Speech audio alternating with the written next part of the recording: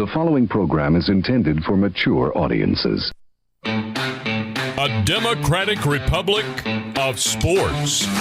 The Sportsocracy with ESPN Asheville hosts Tank Spencer and Jeremy Greene. Welcome into the Wicked Wheat Studios, wickedwheatbrewing.com. Drink different. This is the Sportsocracy. I'm Jeremy Greene. I'm joined by Brian Haynes and Tommy Bradley. And I feel like I just saw you guys not that long ago. I think I took like a 2-hour nap, and then we're back doing this shit again. Yep. Tank left us without somebody to drive the train, so guess who does it? That guy. Snoop D-O-X-X. What up? It's going to be an aggressively fun show, trying to keep on topic, trying to keep everything going smooth. We don't have Tank just kind of keeping us all together here, but I feel like it's going to go great. I mean, I told them before the show, this is either going to go tremendously well or it's going to be a raging disaster that we're never allowed to do again. Yeah.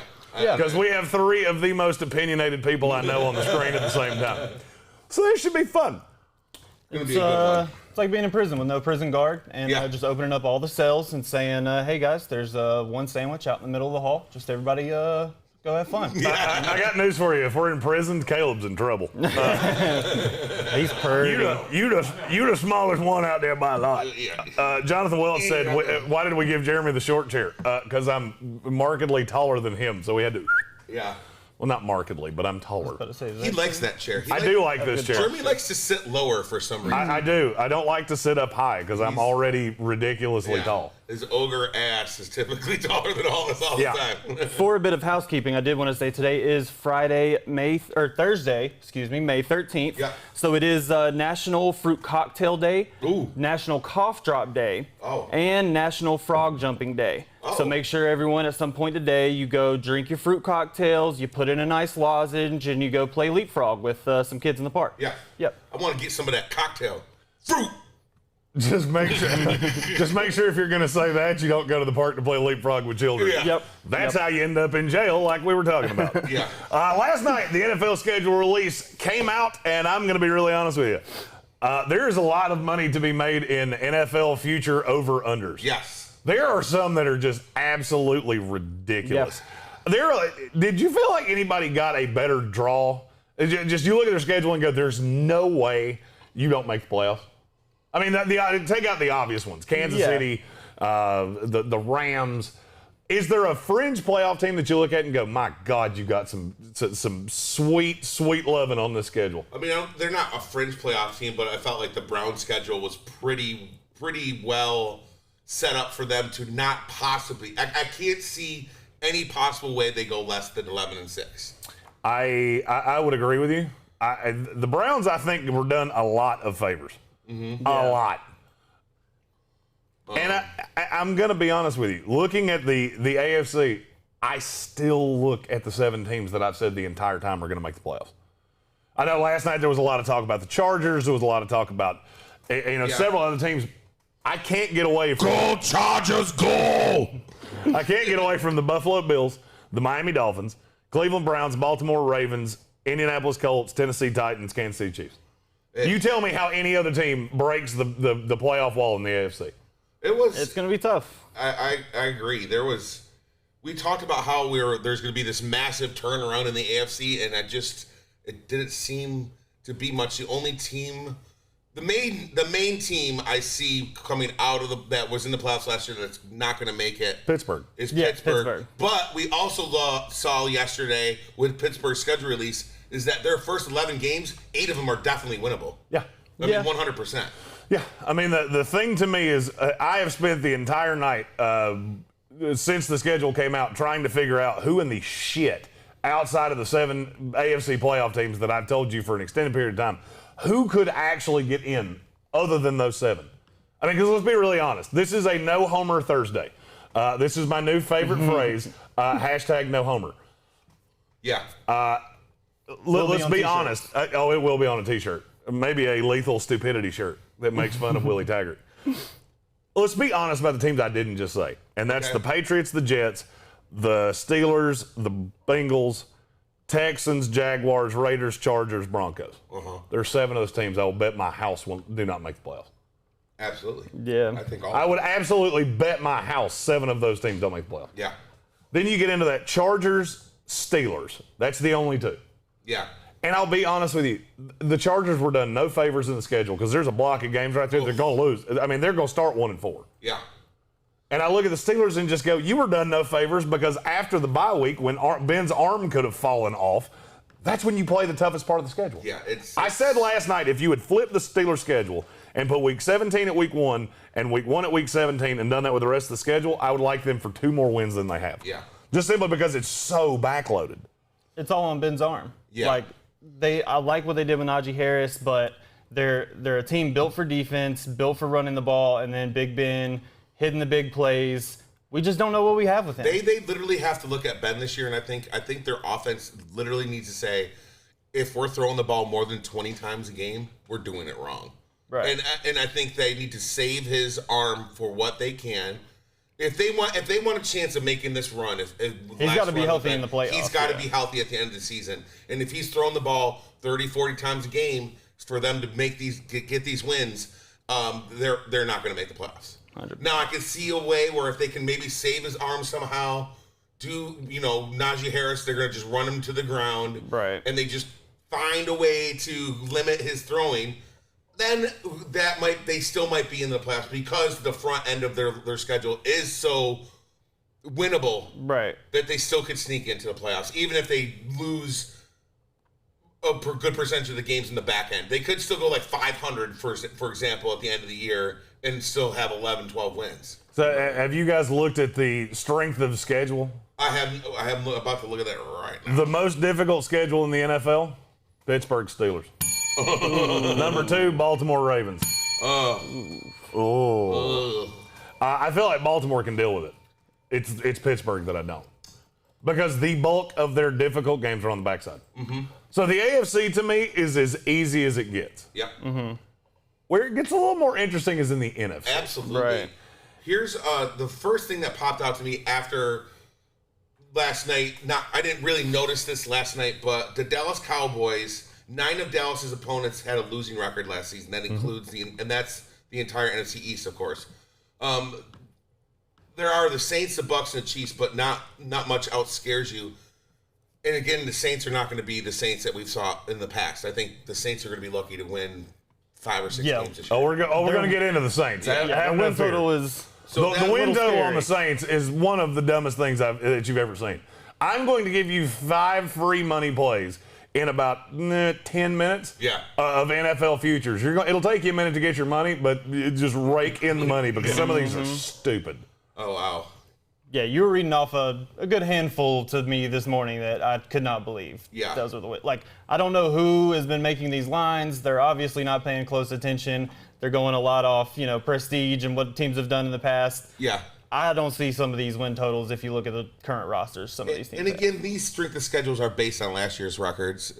They're not going to take into consideration things like Drew Brees not being on the Saints anymore. They're not going to take into consideration. Well, no, they take that into account. Yeah. Oh, okay. They're undervaluing how important that is. Okay. Right. Because Drew wasn't. So here's how that. All right, we'll just go ahead and get into this. Well, I mean, here's how this happens. Mm-hmm. There is the way that line makers work, and if Alex Sanders in the comments, because this is what he does, he can comment to what I'm saying.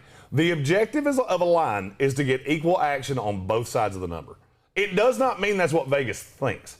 They're trying to keep the handle as close to the number on each side as they can. Mm-hmm. They've done a shitty job of that with the New Orleans Saints. Straight up. And what I was saying was more aligned on the strength of schedule, not the lines that they're putting. No, and I understand that. What I'm saying is that they're taking the schedule into account. What they're thinking is if they put a really low number on the Saints, these Saints loyalists are going to come in and go, there's no way we're going 7-10. Yeah. And they'll bet the shit out of it. If they go 8-9, then Vegas loses their ass. Yeah. That's how lines are set. It has nothing to do with what Vegas It's going to trick a lot of people what Teddy Bridgewater did in New Orleans as well. Like, he hopped in those 5 games. They're like, any quarterback can hop in this system and do great. That's not how it works. I did not take that into consideration as well. Well, secret time, Teddy Bridgewater's better than Taysom Hill, and Teddy Bridgewater's better than Jameis Winston. Yeah. Period. Jameis has a better arm. He throws way too many interceptions. Yeah. And I got news for you. Name me the number 2 receiver in New Orleans right now. Isn't it Marquise Callaway? It's Traquan Smith. Yeah. Smith. I couldn't name number 3. Yeah. I don't think legitimately. I don't think he was on a team in my deep fantasy league last year. I mean, it's a lot and of the only Adam reason I know that is because I'm in a really deep dynasty league, 14 teams, and the Marcus Callaway. Just looking at the Saints' schedule, I mean, I can see them going 2-5, 2-6 their first 8 games. Like there's some close games in there. I mean, they play Carolina, the Giants, New England, but playing Green Bay, playing Washington, playing Tampa, playing at Seattle. They're home against Atlanta in week 9, but by the time we come out of week 8, that could be a team that everyone's just shocked that's 2-6, and I won't be shocked at all. Well, here's the thing. We've got a graphic on the screen here. This is every team in the NFL's over-under win-loss total. Wow. There are a few that just absolutely blow my mind. And the New Orleans Saints at 9.5, I'm going to level with you. It's already come down to 9. I put that up an hour ago. It's already come down to 9. Wow. Because the Sharps are betting the bejesus out of this. Because they're not good. This team's not good. And I don't know who needs to hear that or who thinks they're still – I don't know. I don't know who it is that Vegas thinks is going to be betting the Saints. It's not going to happen. And you know who else I feel the exact same way about? The New England Patriots. The New England Patriots are at 9.5 wins right now. I'll be honest with you. They could let Bill play with 2 extra players at all times. They still wouldn't win 10 games. Washington at 8.5 surprises the hell out of me. It's too low. It's way too low. Washington is going to be an 11, 12-win team this year. Yep. Also, Patrick Holt said that in the comments. The Washington football team's too low. There are not many teams that are too low. Yeah. That's one of them that I look at and go, that's stupid. You're in a division with the Eagles and the Giants. That's 4 wins. Sorry, Brian. Oh. God. You know as well as I do, you're not beating Washington either. No, I know that. I know that. And Ryan Fitzpatrick, he's put up these great numbers, but it's always been on teams that don't have great defenses. He has to do it all himself. Yeah. Or at least he feels like he has to do it all himself. Yep. In Washington, he's got a great defense. He doesn't need to do that. And when you have so many weapons around him that if you just get them the ball in space, they'll be okay. And how much he loves the deep ball. And they've got some guys that can go get the ball. Oh, yeah. As long as Ron Rivera can kind of keep him in check, and he's a notorious conservative coach. Yeah. I mean, they call him Riverboat Ron, but that's a joke. He's not that every now and then, he'll play the analytics, which he didn't do his first however many years as a coach. But I really think that they're in a system, Ryan Fitzpatrick's in a system where he can really thrive. He can do the things that he was doing, but just stay a little more in check because he's not under pressure to do as much and let that defense win those guys some games. And I think easily 10 wins. We talked about the Ryan Fitzpatrick thing a little bit last night because this is, I mean, let's be clear here. In the 100 years that Ryan Fitzpatrick has been an NFL quarterback, this is by far the best team he's ever been on. All right, I want to play a game with the Washington football team. Okay. Because they're set at 8.5. I'm going to read the schedule. I want you to tell me games that they could lose. Okay, so keep a track of what games they Who could they lose to? Possibly. Feasibly. Yeah. If we played it 10 times, they lose more than twice. Okay. LA Chargers. I'm going to say they could lose that game. Yeah, I'm going to, just because. New York Giants. They can at home. This is at home. Okay, yeah. Yeah, they're not losing this game under any circumstances. At the Bills, at the Falcons. They could lose to the Bills. They could lose to the Bills. That's 2 losable games in the first 4. New Orleans. No shot. Kansas City. Losable game. Games. Green Bay. In Green Bay. Losable game. At Denver. Not at all. Not a shot in hell. Tampa Bay. Yeah. Here's where it gets fun. I'm at 5. I'm at 5 losable games. The next, the end of their schedule is at Carolina, Seattle, Las Vegas, Dallas, Philadelphia, Dallas again, Philadelphia again, at the Giants. There's 1 losable game the rest of the season. This team's going to go 11-6 or better. Yeah. Period. Mark that down. They will go 11-6 or better because they're going to win one of those games I said they could lose.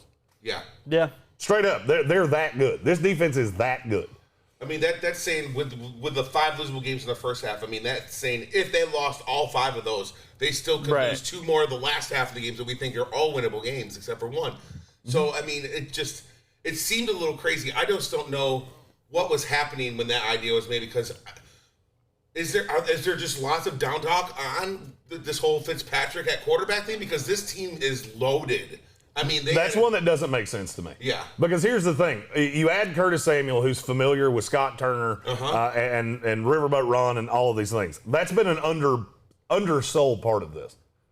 And then you look at the schedule, and I just don't know how you're getting there. Mm-hmm. I don't know who it is that's looking at this team going, yeah, they're going to lose 8 games. Right. Because whoever it is, we need to have a talk. Yeah. Because you ain't real bright. Yeah. Ain't got no gas in it. Ain't got no gas in it. I just don't get it. And that's one of the teams that screamed at me. And Patrick Holt, one of our founding fathers, was sure to point out, it blows my mind. Mm-hmm. Was there anybody else that jumped out to you in the win-loss totals? The one that jumps out to me because of the way we went over their schedule last year was the Chicago Bears at 7.5. I don't even think there's a possibility they can get to 7.5. They have 4 primetime games this year. Yeah, they're these. I just don't see their defense being what it was, and I don't know. See, the weird thing about the Bears is they're always going to be a team to me that can go 5-12 or 12-5. Right. You know what I mean? But not this year. They have this year. The 3rd hardest schedule in the entire league this year. Their strength of schedule is 3 this year right now. Their opponents' records were 149, 122, and 1 last year. The thing that always kept the Bears in games was their defense. I mean, a good pass rush will neutralize anyone. Like, you can be in any game in the NFL with a good pass rush. That's why I'm so high on Washington, is because with Chase Young, as long as he's healthy, and the other pass rushers that they have around him, like, they're going to be in every game. So I think the same thing with the Bears. That's what always kept them in games. And, yeah, they might still have, Khalil Mack, but they lost a lot of guys that people aren't really talking about on that D-line. Kyle Fuller. They lost Kyle Fuller in the back end was huge. In the back half. That's a nightmare. So, you're either going with the Red Rocket, Andy Dalton, or a quarterback that everyone has said, he can be okay, but he has to develop first. You can't throw him out there week 1. Mm-hmm. So I don't really see a quick path to them really rolling off a couple wins in a row, which you have to do in the NFL to make the playoffs, to be in the mix. I just don't see it happening this year. Here's something that I said last night on our schedule release show. When does Justin Fields become the starting quarterback of this team?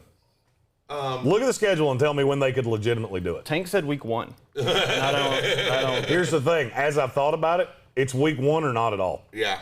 That's your choices. I don't know. Those are your choices. But, here's the thing. The game after the bye week's the Baltimore Ravens. You want to trot Justin Fields out there for his first NFL action against the Ravens? Negative. Because that's a good way to see him get flattened like Wile E. Coyote. Week 1's the Rams, though. Do you want him to go up against Aaron Donald in week 1? That's the point. You can't put him in week 1 because, first of all, he's not ready to play. Second of all, you got Matt Nagy that's contending for his job. Now that I have the schedule in front of me, I can tie all of the Justin Fields things together. Can you imagine, just for a second, sorry to cut you off there, but can you imagine after the trade up for Trubisky, they trade next year's first to go get Fields this year, they trot him out week 1, and Aaron Donald eats his lunch. 5 sacks, pushes the pocket. There is no pocket. He's running for his life. He looks terrible.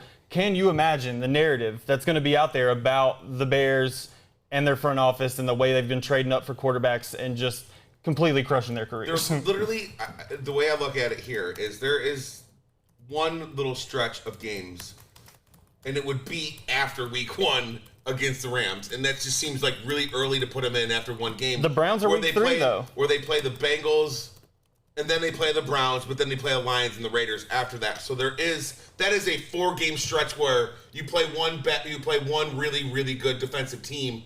Right. But you have that. But it seems, which one are you talking about? The Bears. No. I know what team you're talking about. What stretch of the schedule are you talking about? 2, 3, 4, 5. See, but you're not going to not start a guy in week 1 and then throw him in week 2. And that's what I was that's getting stupid. to. And that's what I was getting to. Is I was saying that's the only stretch I see on the whole schedule that would allow for you, but that is way too early to do it. And by the way, in that stretch, you still have the Browns and the Raiders. Yeah. And guess what? You may not think they're good, in terms of the Raiders. You know what those 2 teams are going to do? Get after quarterbacks. Yeah, what's the biggest flaw of Justin Fields? He holds the fucking ball too long. Yeah. Mm-hmm.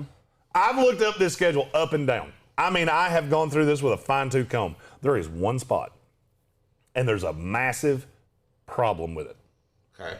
It's after the Cardinals game, or it's after the Lions game on Thanksgiving. And then they would go to the Cardinals. Then they would go to the Cardinals, and yes, you have to deal with J.J. Watt and you have to deal with Chandler Jones.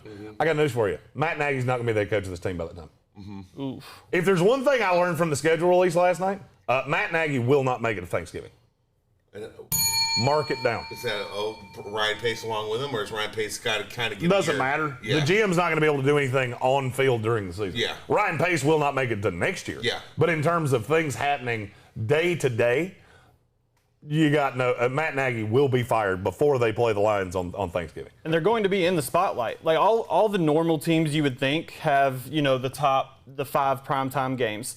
Do you know who the 5 teams are that have 4 primetime games right under that top tier? Yeah, I said something. I can't remember who I said. I don't remember. Go ahead. Chicago Bears, Minnesota Vikings, Oakland Raiders, Buffalo Bills, Indianapolis Colts. Bills and Colts I can get with. Yeah.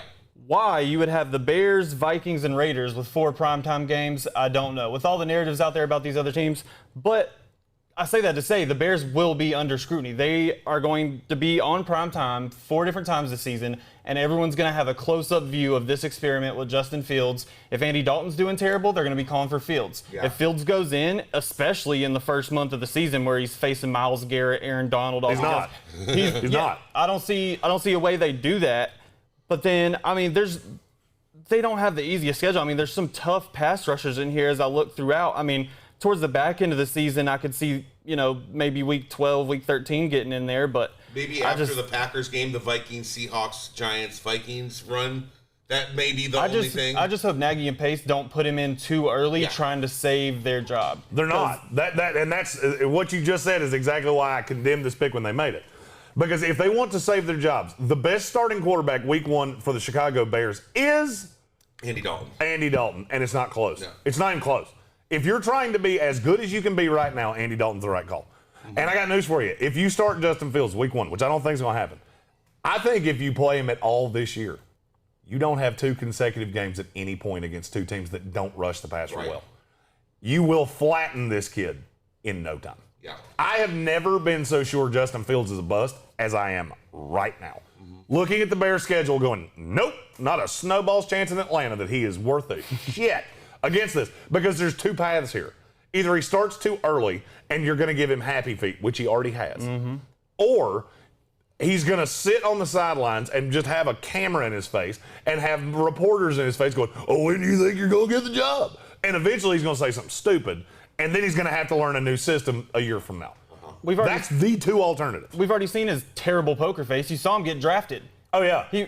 My girlfriend doesn't know anything about football and said, oh, what's wrong with that guy? He looks real sad. What happened to him? I was like, he just got drafted by the Bears. It's the greatest day of his life. Yeah, he realizes he is depressed. Yeah, he realizes that he just got drafted to quarterback Siberia. Yeah. Right. Robert Johnson asked in the comments, why didn't the Bears try to make a move for Jimmy G? This is something I wanted to talk about today anyway. Since it is a no-homer Thursday. The Jimmy G thing was never happening. Yeah, he was never made available. They knew they were going to take Trey Lance, it seems like, and they were saying, we're going to take Trey Lance, Jimmy G's going to be here. I don't even think they would have there were some reports out there if they would have got a 1 from New England, they would have traded him, but I don't think they were coming off with a 1 anyways. I don't doubt that. Here's the thing, and this is something that gets lost in sports talk very often. There is a package that will get you any player in the NFL. Yeah. Straight up. If you come in with something stupid, if you tell the Kansas City Chiefs, we'll give you our next 10 ones for Pat Mahomes. Done. Really? Done. 100%. 100%. If you want to do something stupid that allows me to build my team for the next 20 years, cool. While they pay Pat Mahomes $50 million a year. Chuck G said something in the comments that I have to talk about. He said, I saw an interesting stat the other day. No Ohio State quarterbacks ever made the Pro Bowl. That's not true. Tom Tupa. 1 quarterback did. It was Tom Tupa. And he made it as a punter. For my Jets. You might have seen that stat from us, actually. Yeah, I put that out. We put that out. Because I saw that and I laughed hysterically. Yeah. The stat was since '85, only 1 player that played quarterback at Ohio State's made a Pro Bowl, and it was Tom Tupa as a punter. Yeah. If you can go back to the beginning of time. No Ohio State quarterback has ever made a Pro Bowl as a quarterback. And I think the best of the whole entire list was probably Mike Tomczak. He was. You know I went through the whole list. Yeah, and I was like, probably the best one was Art Schleister, but what he was best at was, betting making ponies. bets, baby. and he wasn't real good at that because I think he got his legs broken twice. You know what's a great idea? You know how great a Tom Tupa is the best Ohio State quarterback of all time shirt would do at Michigan? Like when Michigan plays Ohio State. Could you imagine going into that stadium when Ohio State plays in Ann Arbor and everyone is wearing a Tom Tupa is the greatest Ohio State quarterback The only shirt? problem is that Michigan can't talk much because they haven't won a goddamn game against Ohio State in like 45 years. Well, they've got Tom Brady, so they can say whatever they want. Yeah, there you go. You know what we should do? We should make Tom Tupa greatest Ohio State quarterback in NFL history. Shirt in Michigan colors. Yep, 100%. We have great ideas. We do. This is why we have the T-shirt of the month, because we have 15 of them every freaking month that we come through. Yep.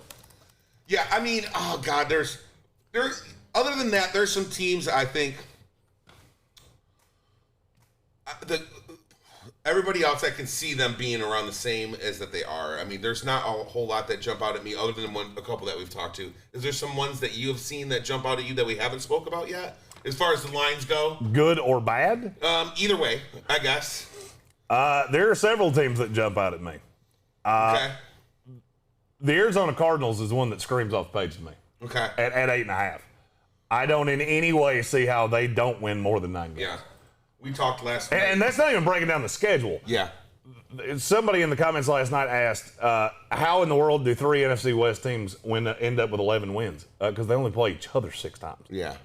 And the Seahawks, I got news for you. That's another one, since we're talking about lines here. The Seattle Seahawks at 9.5. Oh, that's right. Wait for it. Oh, shit. I got to turn the volume up. If the Seattle Seahawks win 9.5 games, I'll fly around this studio naked.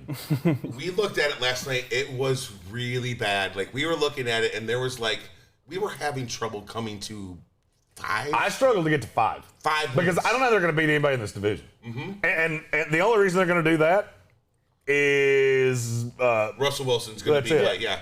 And that's what the line's based on. It has to be on Wilson and what they've done in the past. You can't look at their current roster and say, they're guaranteed 9, 10 wins. But we were struggling to find 5 wins, and then we were like, well, Russell's probably good for another 3 wins on his own. Oh, yeah. So we said 8 wins at the absolute most they could possibly win if Russell wins them 3 games. And then they're at 9.5 here. So that's another money right there. That one to me is easy money. Yeah. And would you like me to give you a good example of why? Yes. Seattle. I was a year too early on burying Seattle. Uh-huh. I need you to understand that let's go right there, between week 10 and week 15, they play Green Bay, Arizona, Washington football team, San Francisco 49ers, Houston Texans, LA Rams. They can win 1 game. That's a 1-5 stretch. Yeah. That's a 1-5 stretch. You're not even in the ballpark of 4 of the teams I just said. You're not, because you've let this line atrophy. You gave up too much for Jamal Adams, and sweet, you have a real good player in the back half. Yeah. It's not enough. It's not enough, because you know what every one of those teams does aggressively well? Gets to the quarterback. And that's not the only stretch like that. Yeah. Wilson's a notorious late starter as well. It seems like he's not really fully kicked into gear until week 6 or 7. After their week 9 bye, they've got at Green Bay, at home against the Cardinals, at Washington, at home against San Francisco, and then they've got at Houston, which is a win, and then at the Rams. So, like he said, that exact stretch that we already think is going to be, their toughest stretch, that's when Russell usually is pulling the Seahawks from a team that's around 500 or worse to a playoff team. I don't see him single-handedly carrying that team through that stretch to get them back in contention. I could honestly see that every single game Russell Wilson plays this year is going to look like what Patrick Mahomes looked like in a Super Bowl. Oh, and he's going to be running for his absolute life. I agree wholeheartedly. And here's the thing that Tommy nor I have said yet. Have you looked at what they start with? At the Colts, the Titans, at the Vikings, at the 49ers, the Rams in Seattle, at Pittsburgh. Yeah. It's a 1-5 Do you realize start, that's 2 1-5 stretches in the schedule? Yeah. Because I got news for you. I don't care how rose-colored glasses you are. If you think Russell Wilson's taking that team to Pittsburgh while Ben's arm is still physically attached to his body and beating Pittsburgh, I have a bridge to sell you. and it's in the middle of the ocean, and you'll have to swim to it to get to it. Yeah. Because it's not happening. Yeah. 9.5 is a pipe dream for Seattle. I mean, it's just astronomically high to me. And looking at the rest of looking at all of them at one time, I don't see how Cincinnati gets to 6.5. And these are ones that I'm not as dead in the wind on these. Have we talked about the Eagles yet? Yep, that would be the last one that I've laughed at hysterically. Yeah. Ooh, Philadelphia Eagles are at 6.5. And they have wins. the easiest schedule in the whole NFL. And there's still not a snowball's chance in hell I know. And that's that how they bad win 6.5 games. That's how bad they are. They have the easiest schedule in the NFL, and they're not going to win 6 games. And I thought that was grossly high. Yeah. Despite the easiest schedule. in the NFL. Yeah. I mean, I still look at Philadelphia and the way they drew.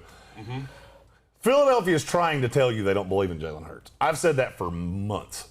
Ever since the Carson Wentz thing, when we figured out Carson Wentz wasn't going to be back, I said roundly, they're trying to tell you they're trying to be bad. They added the first-round pick. They added a receiver. Oh, cool, we got Devontae Smith. Look at what we did. Look what we did. Traded back and then traded back up again with a division rival. Yeah, you gave Howie Roseman for president. Seriously. And I keep going back to how stupid this guy is, that he literally came out and told you how terrible of a GM from his own lips. It wasn't like this was hearsay. He got on a microphone and told you, yeah, these guys had Justin Jefferson and Jeremy Chin as the top players in the draft when we were going to be drafting. But no, I took, Jalen Hurts, and who else did they take in the first round there? I forgot. God almighty. The receiver, was it Jalen Reagor? Oh, Jalen Reagor, yeah. I took Jalen Reagor, Jalen Hurts. I tweeted it out. I said, I can't wait until next year's draft when Howie Roseman tells us how the rookie of the year on both sides of the ball was the top 2 players on his board. It just didn't shake out that way. Like, I can't wait till every year he says, oh, that's what I was going to do, but I didn't because I fell in love with someone else. And you keep hearing all these things about how everyone, we saw it during the draft coverage, Tom Donahue, whatever his name is, being so upset about the pick, and Howie Roseman's giving everyone dap in his head scout saying, wait a minute, that's not what I wanted to do. Like, despite everyone saying one thing, Howie Roseman falls in love with these guys. He thinks, like Jeremy says all the time, the person that thinks they're the smartest guy in the room usually ends up not being the smartest guy in the room. Usually they're the dumbest. Yeah. Usually the person that thinks they're smarter than everybody else is unveiled to be the dumbest person in the room. Chip Kelly looking right at you. Oh, yeah. Same team. And the Philadelphia's just a team I don't understand. They're willfully trying to tell you they're trying to be bad. I think they put Hurts in to do terrible last year. They wanted to lose the last couple of games to get a high pick, and he just disappointed them by doing well. But you see this a lot with these dual threat quarterbacks. They come in, teams didn't prepare for them, and then they put up good numbers, and everyone thinks, oh wow, like this is the guy we need to go with. If you know football, you know he's not going to be the quarterback that you're going to win a championship with. No. So why are you wasting your time? I don't think they meant for him to do so well, but now the Eagles fans, largely think he's the savior, and it's not going to work out. People look at his stats and they look at it. It's fantasy stats. It's fantasy stats. That's the thing. That's where Jalen Hurts is going to be a thorn in the ass of the Philadelphia Eagles for a long time. Because people are going to play Jalen Hurts in their fantasy leagues. I'm going to level with you. Jalen Hurts won me a shitload of money in fantasy football last year. And guess what? He wasn't good. No. I watched every snap he played. He wasn't good. He's not a good real-life NFL quarterback.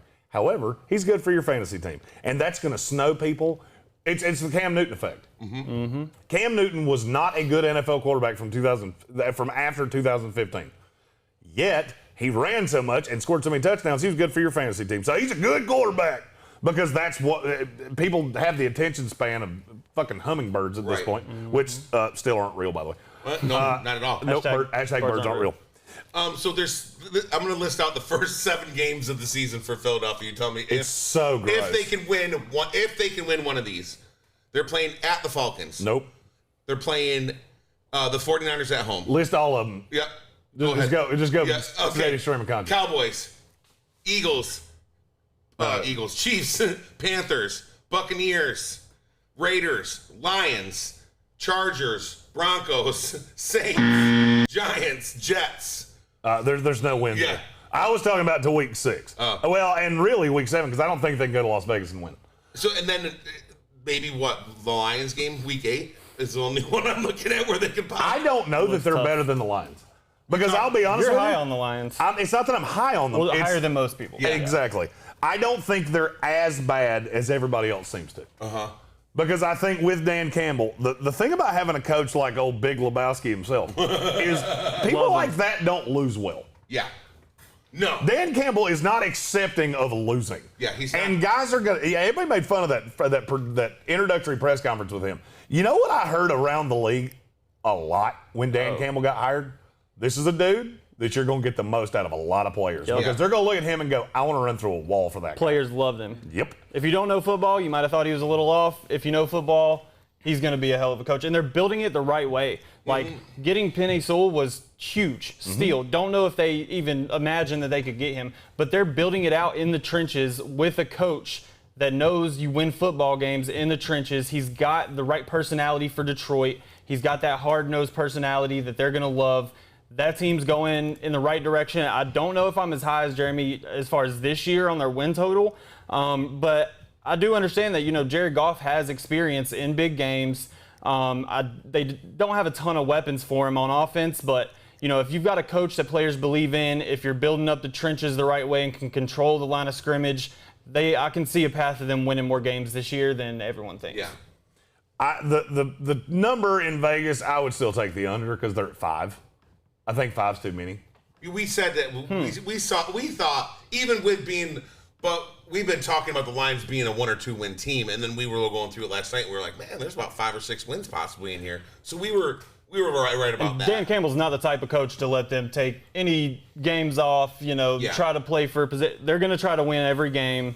Do you read They're much gonna be into they were showing, the Atlanta video where it seemed like Detroit was calling in for the 4th pick? Did you see that circulating? Yeah, I don't buy it.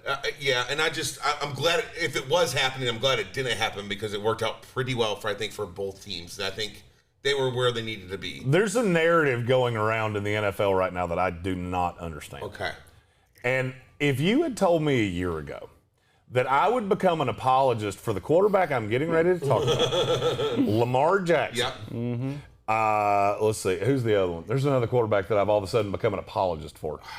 Well, Lamar Jackson, Jared Goff, and Jared Goff. Jared Goff. That's who I'm talking about. Yeah.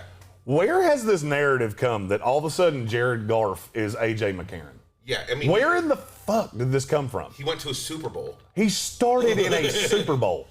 I mean, you got to be somewhat. It's not just it was Sean McVay's offense. He could put anybody in. That's there. That's what I think a lot of people think. And that's not the case. He still threw for what? He threw for 4,000 yards and had 38 touchdowns, I think, that year or something like that. I mean, it's not like he was. You're not just a quarterback that just goes in there and fits the system if you're doing numbers like that. I'm sorry. He developed. It wasn't just, I think people look at, his year under Jeff Fisher was like, oh, this guy's a complete bust. And then he comes under Sean McVay and has a great season, and everyone's like, oh, it's the scheme. He was still a top pick. Yeah, he still had the He was the number 1 pick in the draft, and the team gave up unbelievable amounts of capital to get him. Yeah. And there's this narrative that all of a sudden he's Gardner fucking Minshew. And I do not know where this came from.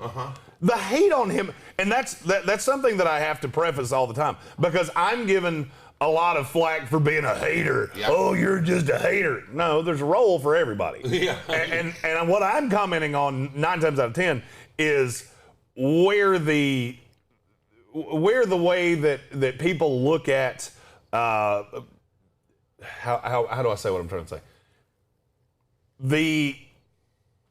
I saw lost audio in the comments. Yeah. I started watching the levels. The way the public views a player is typically what I'm commenting. Yeah. So now I always thought Jared Goff was overrated because there were good weapons around him and things like that. Now it's gone so far the other way, right? That now I've completely flipped. You have to try to bring people back in because when you're talking about him, you were talking about him in a way like he's not going to win a Super Bowl for this franchise with them. Like you just said, Jared Goff wasn't the answer for the Rams. He's a middle of the road, but he's not dumpster fire quarterback. He's not. He's not Taysom Hill. Yeah, I mean, he's not Alex Smith or Drew Lock or Mitch Trubisky or Nick Mullins. He's not that, and I feel like he's being cast that way, and that's dumb to me. Yeah. When you're a number 1 pick, 32 teams have evaluated you, and yeah, maybe not everyone's in love with you as the top pick, but a lot of teams are, especially when you see how much capital they had to give up to go get him. That means other teams were in the mix. That means NFL talent evaluators that do this for a living saw his talent, saw that he could be a great quarterback. And you saw that when he was with the right coach and the right system, he can be a good quarterback. Yeah. And I agree, there is a little, bias thinking, the way he had his first year with Jeff Fisher, then under McVay's system, and then you see how good their defense was. But the year, like Jeremy said yesterday, the year that they went to the Super Bowl, they didn't ride on the defense. That was Sean McVay's offense. Yeah, their defense that was bad. those 3-by-1 sets, the 3 receiver sets that they were running with Jared Goff running play action. And if he's in the right system, that you can't just take a team to the Super Bowl being a terrible quarterback under a system. Yeah. Like, you get there for a reason. Yeah. So I understand people thinking that he doesn't have the weapons, but if you have a great line and you've got a top talent quarterback that has time to get the ball out, they're going to be okay. They're going to figure out what they need to do. Here's the thing. I think he was miscast in that McVay system. McVay asks a lot of quarterbacks. A lot. You know who's not going to ask a lot of quarterbacks? Dan Campbell. Yeah.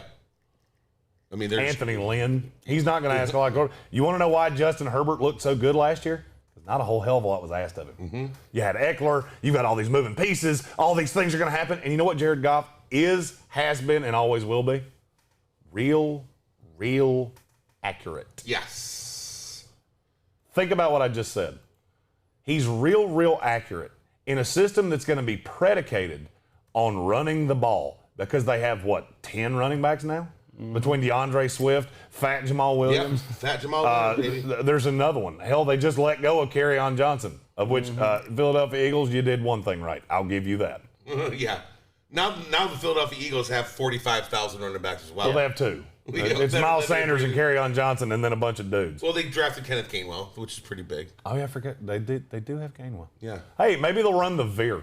That's the one way. That's the one way I would really like the Eagles.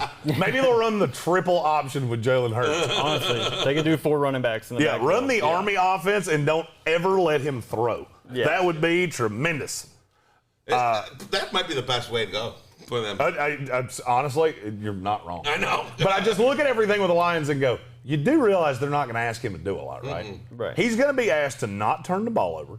He's going to be asked to keep the offense on schedule. 4 yards in a cloud of dust football. That's what the Lions are going to play. Yeah. And I got news for you. I think they can do it at a higher level than people think. And here's the thing. Being able to draft Penny Sewell is going to protect him. Frank Ragnow is probably the best center in all the league. They have... He's the highest paid. He's not the best. He's fine. He's fine. So I'm not saying that I love the Amon-Ra St. Brown pick for wide receiver. It's not like Terrell Williams and Brashad Perriman can't play wide receiver. They're not terrible. They're not going to have a number one, so to speak. But they got guys that can get out there and at least catch the damn ball. Yeah. So you have 3 okay receivers. You got a couple good running backs. You got an offensive line you're building. T.J. Hawkinson is an excellent tight end. And you're starting to build – it's not like they're – I'm looking at this offense, and I'm saying this offense isn't as bad as Philadelphia's. This isn't as bad as Houston's. This isn't as bad as – that's, I think, where we were starting to look why we thought, hey, 6 wins. And that and God, we're saying a team's winning 5 or 6 games. We're not saying they're going to be good. We're saying they're not going to be as bad as everybody thought they were. But you can't discount that, hope that a team has when they see things are going in the right direction. They see, okay, grown-ups are in the building now. Like, there's guys in the building that know how to grow a football team. It's not the same as the Texans and the Eagles and some of these teams that every move they make, everyone questions because they've made so many stupid moves. This is a team where all the players are going to be bought in because of Dan Campbell and because there's grown-ups in the room that are going to help them turn it around. Yeah, for sure. I got it. Jonathan Welch needs to stop it. He's in the comments saying that give the people what they want. Could be actually. Oh God. It was like Tim Tebow is hashtag Tebow's not real. Yeah. You know what? I'm lumping Tim Tebow in with birds. I'm not going to talk about him anymore because he's a figment of our imagination. Yeah. He's like a hummingbird or a Sasquatch. He's not actually real. Urban Meyer said on his workout, everyone there said he looked like he was 18 years old. So the power of Jesus was definitely with Tebow in his work. Yeah, he must still be giving great pregame prayers. Tebow time! Exactly. Oh, God. And, oh, God, I have to listen to Skip Bayless for the next. Oh, my God, he's so insufferable when it comes to Tim Tebow. He's a winner. Everybody's insufferable. Anybody that doesn't look at Tim Tebow and go, stop that. You're all insufferable. All of you. Ha! It's a big one. It's a big one, Elizabeth. Tim Tebow done it to me. He done it. You had to put your hand above your heart? Yeah. That's not a good sign. Yeah, probably not. He was praying to Tebow. Can we get Brian a salad? I know we're going to start talking about that lunch here pretty soon. When they take my blood pressure, it just comes up gravy. All right, anybody else you want to talk about with NFL over-unders? I think we covered everybody. Tommy, do you have anybody that you want to talk about that jumps out at you at all? I mean, most of the teams that we talked, like I was really interested in the Saints, how they're going to do post-Breeze. We covered that. Seattle was a big one. I mean, I'm interested in the Browns. Everyone says, they're contenders. They had a fantastic draft. Like, I honestly couldn't believe they got the talent they got in the draft. Mm-hmm. They were already stacked. Mm-hmm. But I really wonder, is Baker the type of quarterback that's going to take them all the way to a Super Bowl? Like, he's in a good system. Yeah. I like Kevin Stefanski. I like what they did, acquiring talent. They've got talent at every level. Everywhere. It's literally just going to come down to, can Baker be that clutch quarterback in the playoffs? Michael Whiteside asked in the comments about San Francisco. They've got San Francisco at 10. And I'm going to be honest with you, it would be hard for me to bet above that for one reason. It's not because I don't think they're good. It's because Jimmy Garoppolo's health scares the shit out of me. And that's kind of what we were talking about with the NFC. I look at the AFC and go, I feel like this is a horror movie. The AFC is currently a horror movie because I know exactly how it's going to end. Yeah. At some point, there's going to be a pretty blonde girl that's going to run upstairs when she should run out a door. At some point, there's going to be a guy with a chainsaw and it's going to get real bloody. And then the killer guy is going to be caught in some weird trap and die. Yeah. And then they're going to have this weird, I can't believe we survived moment. And the dude's hand's going to like move or something. Killer comes back to life and slaughters 5 more people. And that's the 2021 AFC. Now, the NFC, on the other hand, is kind of like one of those old Goosebump books. This could end a litany of ways, depending on what page you go to. And there are so many variants in the NFC that I think could change things. Uh-huh. Jimmy Garoppolo's health. Mm-hmm. How quickly does Matthew Stafford acclimate to the Rams? Right. Can Russell Wilson survive behind this makeshift line? Yep. What happens with Aaron Rodgers? I still maintain it's very, very, very easy. But does Dallas take this next step with Dak now? That's another question. Does the defense get better? Yep. I mean, that's... Roy asked me, is there a path for the Jaguars to get to 8 wins? I can see at least 4 wins within the division. You said 2 wins within the division wrong. Because you're going to you're going to smoke the Houston Texans like a summer sausage twice. The question, the Jaguars, I have to say this, because I get a lot of flack for being anti-Jaguar. Uh-huh. It's not that I'm anti-Jaguar. It's that they've done a lot of things that make me question them. The best that the Jaguars can hope for, I would say, is probably 6-11. Yeah. And the hope would be by the end of the year, Trevor Lawrence looks like Peyton Manning looked at the end of his rookie year, and not like, I'm trying to think of another hyped quarterback that wasn't as good as I thought he would be. David Carr. Mm-hmm. Mm. And that's an aggressive strategy. David Carr was not as bad as he was coined off to be. David Carr was given nothing. Yeah, and Trevor's got some weapons. I mean, they've got what you would be looking for in Jacksonville is you want to watch this offense start coming together, see that Urban starts acclimating to the NFL, see that the game starts slowing down for Trevor Lawrence, and you need to smoke the Houston Texans twice. Yeah, they're gonna be able to destroy them, and they do, like Tommy said. I mean, it's not like they're default of any sort of weapons. I mean, this is a team that still had DJ Chark, Laviska Shenault, and James Robinson coming back. Travis Etienne. And then he added Travis Etienne.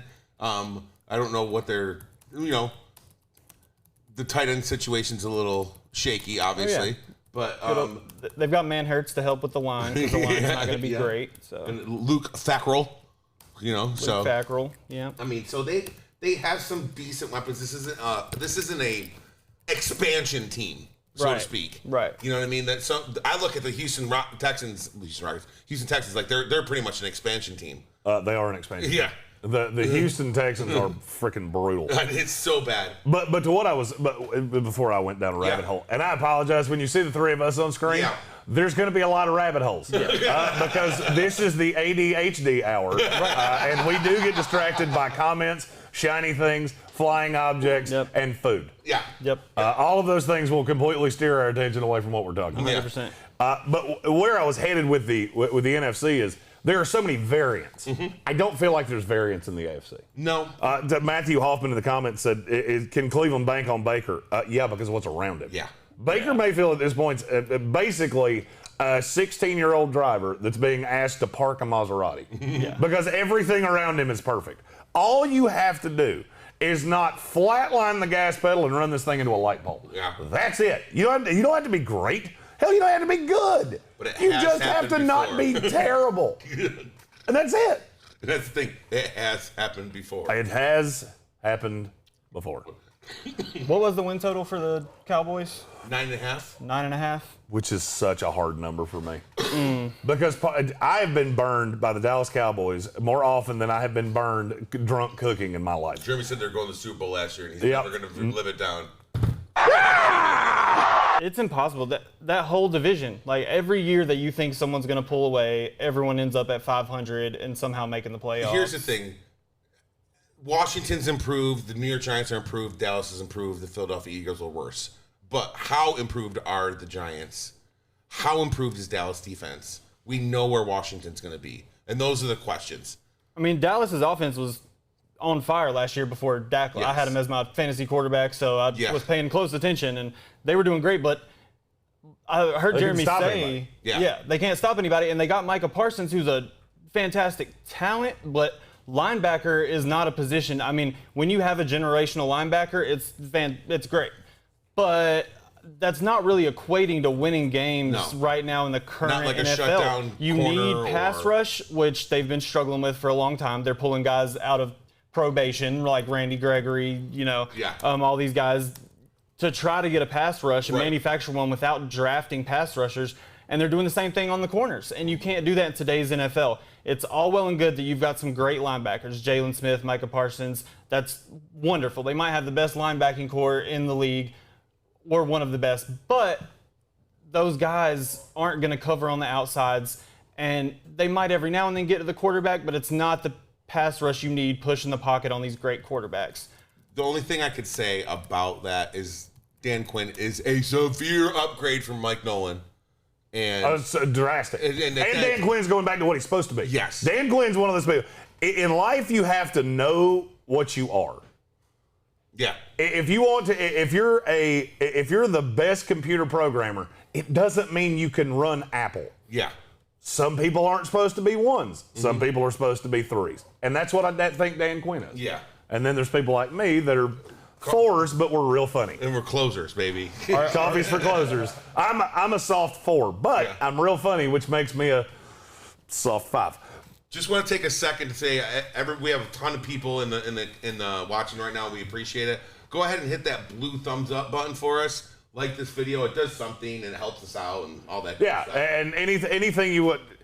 The objective of this show, because I feel like there's new people in here that I've never seen before, and I always enjoy that. Yeah. The objective of this show is that you drive the show. That's the reason it's called the Sportsocracy.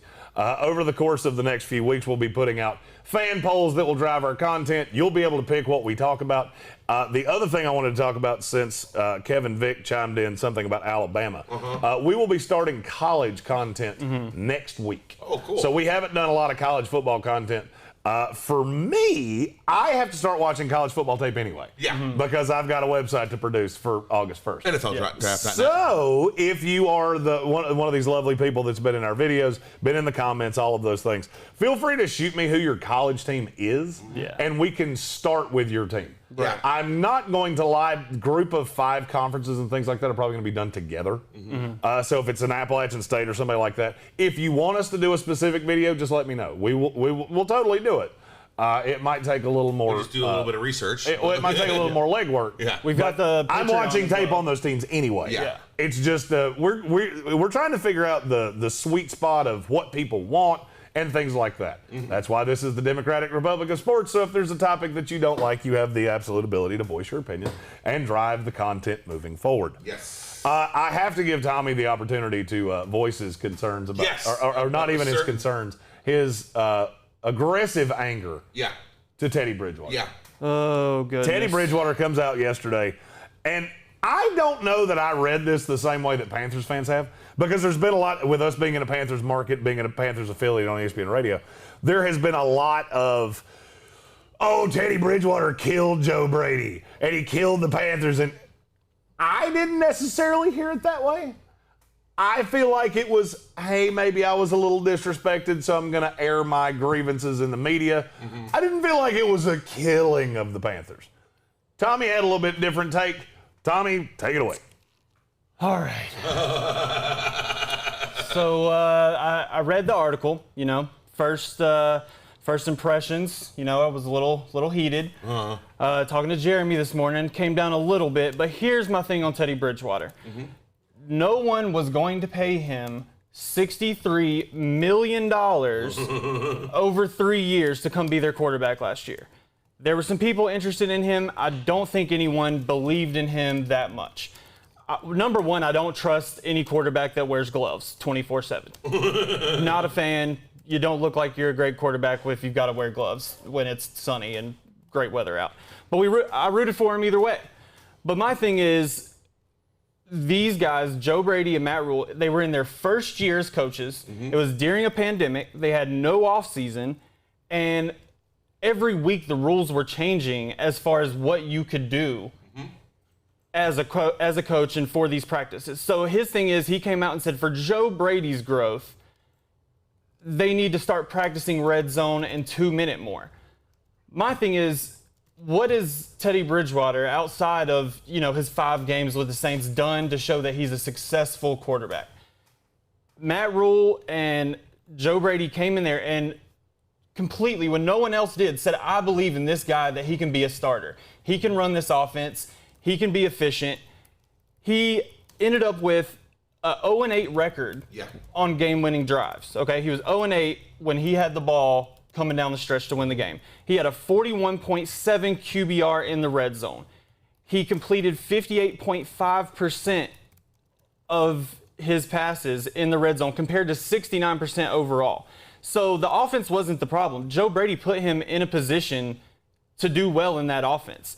He had some of his best numbers that he's had as a professional. He ranked 26th in 2-minute offense with a QBR of 62.6.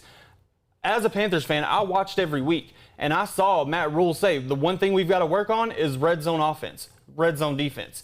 You can't tell me that he's out there saying this every week and you're not practicing it.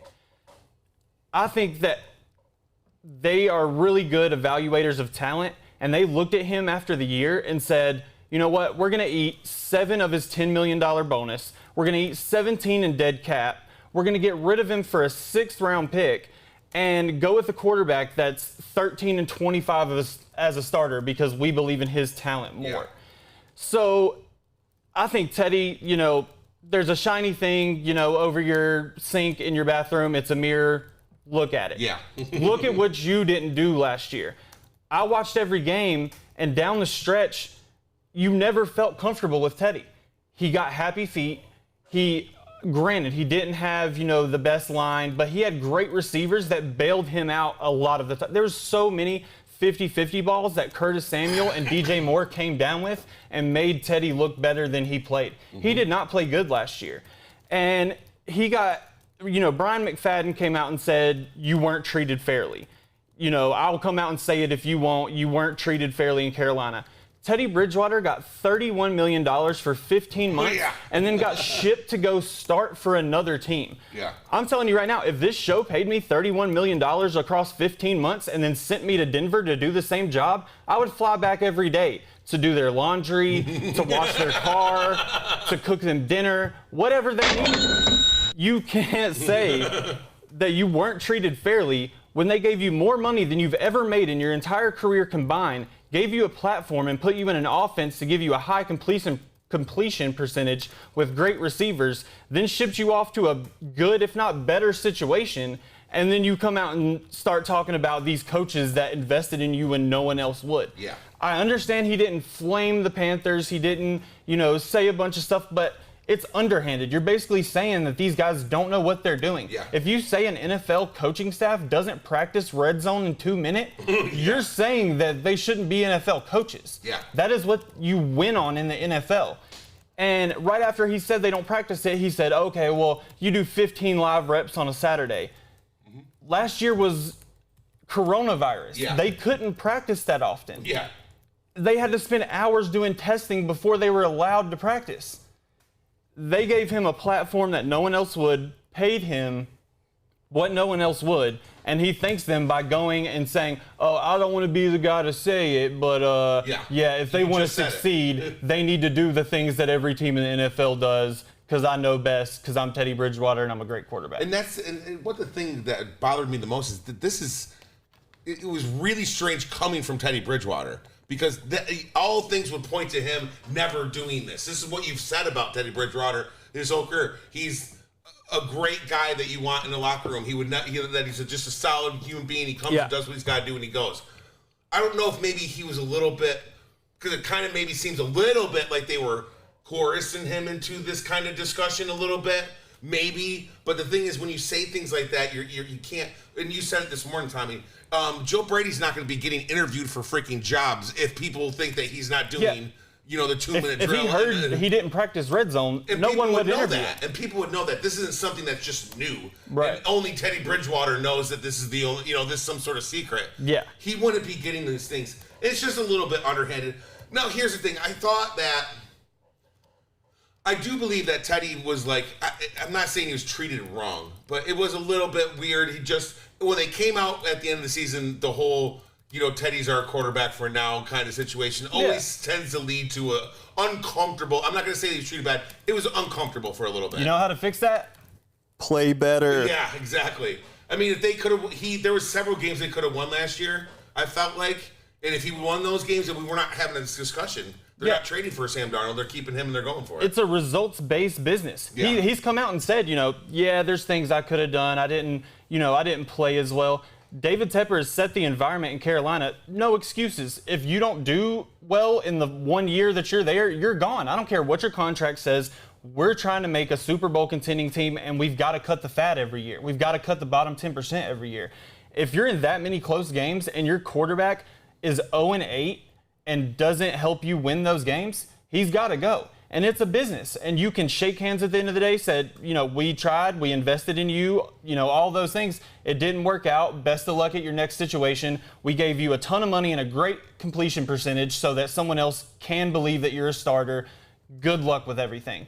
You don't have to go say these underhanded things. The only thing that should come out of Teddy's mouth about Matt Rule and Joe Brady is a thank you for making everyone in the league see that I can play quarterback, be efficient, so a team like Denver with a good defense that just wants someone to come in and manage the game and hand the ball off and, help their defense win games, that he would get that job and make more money elsewhere. Because that wasn't the situation with him. He was known as a backup that was injured, and people weren't sure, and they paid him a lot of money to basically have an audition to do what he's doing now and going into the situation in Denver. Yeah. So the only, I understand people saying, they said this about Teddy, that about Teddy.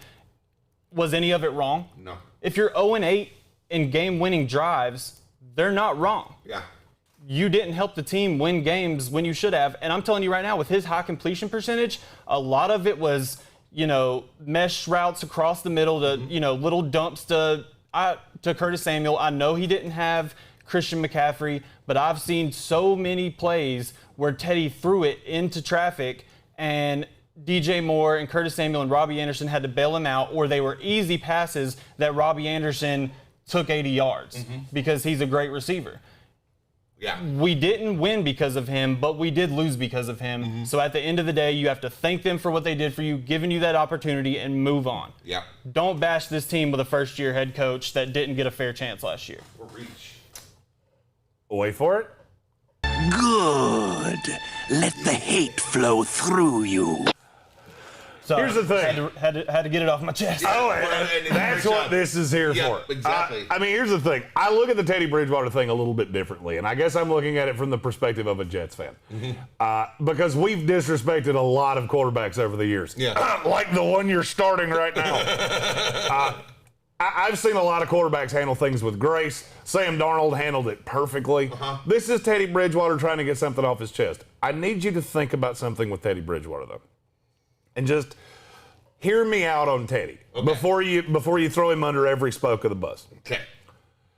He was drafted in Minnesota with the last pick in the first round. Has a catastrophic knee injury, was supposed to be the franchise quarterback, and then everything runs off the skis.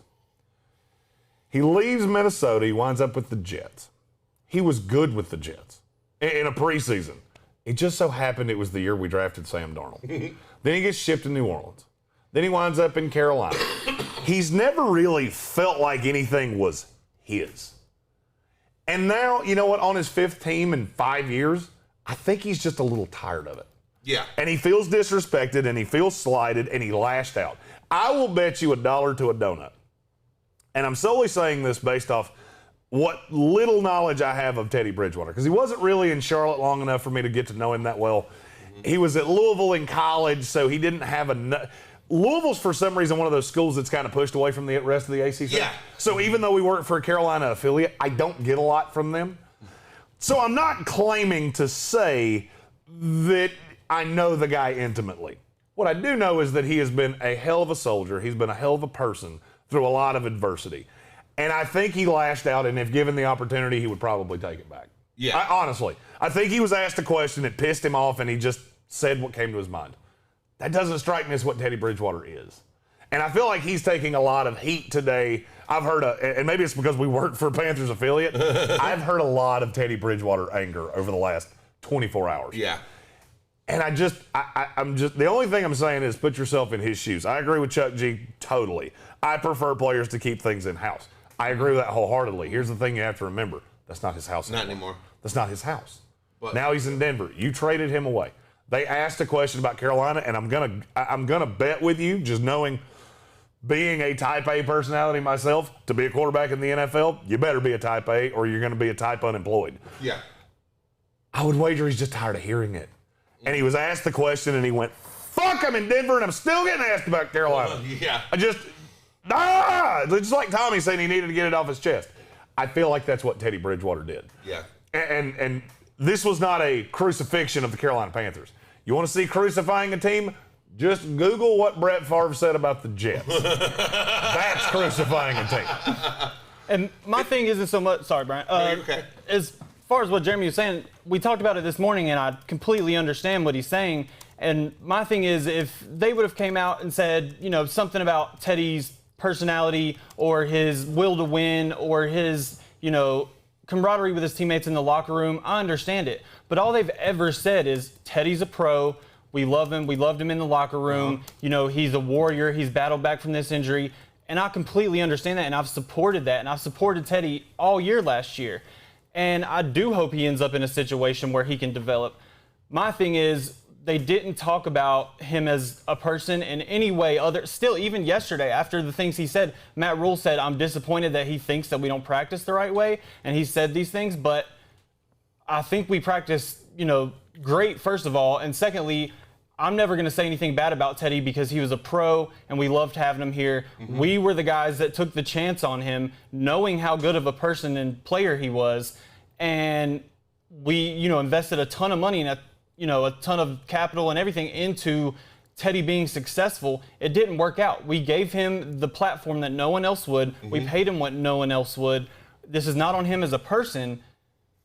We love Teddy as a person, but he did not perform the way he needed to for us to win games. Mm-hmm. We're not going to go into another season where he can't win us games down the stretch and us go 0-8 in close games and not be competitive. That's not what they're about. David Tepper came in with a new mindset. We're not going to have wasted seasons.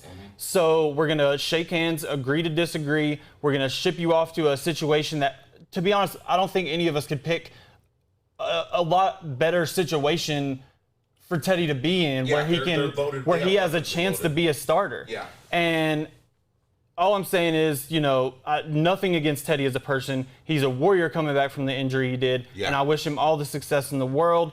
Just don't bash. I don't think it's fair to Matt Rule and Joe Brady that their first year they had to deal with all this stuff, all this Corona stuff, put investment into him, and he wants to attack them as coaches, basically. Good. Let the hate flow through you. All right, ran over. All right, so we ran over this. It's what we do. I do have to tell one story before we get out of here. Oh, yeah, there's some Blake Bortles comments in there. And this is just so has to be a story that I know reasonably well about Blake Bortles. He signed with the Green Bay Packers. He's going to be a camp arm for him, all of those things. It's become a little bit of a story. He's going to be the third arm in camp. He might make the roster. Arm. Jordan Love's not going to be the same. Well, he'll still get second team reps. Yeah, that's what I'm saying. Yeah, he might, but wind up being the second team quarterback. Yeah. The reps in minicamp and things like that are going to go to Jordan Love to help him develop. This is a story that I was told by a beat writer for the Jacksonville Jaguars. Okay, I can't wait to hear And it's one of the funniest things I've ever heard. And I'll be honest with you, I had forgotten it until I saw that the same person apparently had said it in print, and I saw a meme about it the other day. So when Blake Bortles got to Jacksonville, they didn't necessarily explain to him how everything worked. And so his first minicamp, you can literally Google this, his first minicamp was a little up and down. They saw the arm talent, but there were things about him that were a little unnerving to them. So he gets into the preseason, and I think they went into the third preseason game before they figured this out. So Bortles goes in the game, and obviously he's got the helmet that the coaches can talk to him and read the plays into it. Well, apparently, Blake Bortles did not understand that this is not a walkie-talkie. So they would call in the plays to him. He would talk back to them. Nothing would come back to him, and he would just change plays. So they thought he didn't actually understand the playbook because he was running the wrong plays. He thought when he spoke, they could hear him through his helmet. So he thought his helmet was like a great kazoo walkie-talkie for 3 full games. That's how long it took before somebody went, "What the fuck are you doing?" So he basically was going, "Hey guys, we're going to switch a run here. Any objections?" Yeah. No. So no? basically Okay, in his we're gonna helmet, run. he would hear trips left, Y right, Z17 lemon, and he would go, "No, I don't want to run that. This defense is different." And no one would object. I'm going to call spread left, 72 Y X out. And so he would run that play, and they thought he didn't know the offense. No, he knew the offense fine. He didn't understand that you can't talk into a helmet and then hear you back. But why, as stupid as that makes him sound, you know what's more stupid to me? Is that it took 3 days to figure it out. 3 games! He really has. How did you at no point go, Blake, Balake, could you possibly explain to me why you did that? Well, I told you I was going to do it. Yeah. You told who? Who are you telling? What are you talking to? You got a squirrel in your pocket, motherfucker? He must be seeing ghosts out He there. had to be like, these are really some agreeable coaches. Like, Good. excellent. Let the hate flow through All right, this has you. been a hell of a lot of fun. Good show, guys. Good I show. genuinely feel like we have done a good enough job here to be given at least the leeway to do this one more time. Yeah, we do. So, I mean, this has been a blast. Thank you so much for joining us. All y'all. Oh, yeah. I mean, the comments have been great. The number of people here. We just do what we love. Yeah. And we love these days where the comments drive the show, and it's like a bunch of people sitting around in a basement talking about sports, Darn just right. shotgunning beers and what we do. taking shots. If it wasn't 9, 10 in the morning, it probably would be shotgun beers. 100%. And I'm not averse to doing that. And when we do that, you know what kind of beers it will be? Wicked Weed beers. Yes. This show, as always, brought to you by Wicked Weed Brewing. WickedWeedBrewing.com. Drink different. There is no ESPN show this afternoon. We are preempted by the Atlanta Braves, so we will actually be going live this afternoon with just some fan Q&A. We'll do a deep dive on the Panthers schedule. If you've got a team that you want us to talk about, hop in the comments. We're kind of wanting to see how much sway we can get from the ESPN show to the YouTube show. They're completely different. We're just, we're trying stuff out. That's what we do here in the Sportsocracy, and it's one of our favorite things to do. Over the next 2 days, you will also be getting team schedule breakdowns for every team in the NFL. Tank, Brian, myself, Tommy, all of us will be giving you our win-loss records for every team in the NFL. That is what we'll be doing right here after the show, is going through the great abacus to make sure that there are as many wins as there are losses, and not every team is 8-9, 9-8, 10-7, 7-10. Yes. And I got a serious question for you. What's for lunch? What's for lunch, baby? Let's talk about that lunch. All right, until later this afternoon, we are the Sportsocracy. For Brian Haynes and Tommy Bradley, I'm Jeremy Greene. Make sure to check out our friends at wickedweedbrewing.com. Drink different.